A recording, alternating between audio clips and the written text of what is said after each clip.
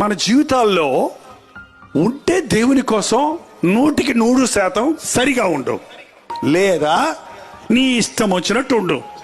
కానీ కొంచెం దేవుడు, కొంచెం లోకం, కొంచెం పాపం, కొంచెం భక్తి, కొంచెం దేవునికి స్థలం, కొంచెం సైతానికి స్థలం. ఇట్లాంటి బ్రతుకు దేవుడు ఒప్పుకోడు.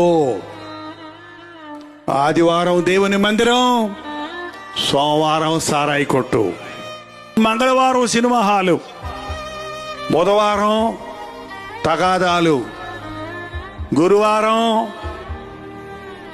చెప్పండి వ్యాపారం, శుక్రవారం నిద్ర, శనివారం షికారు, ఆదివారం చర్చి.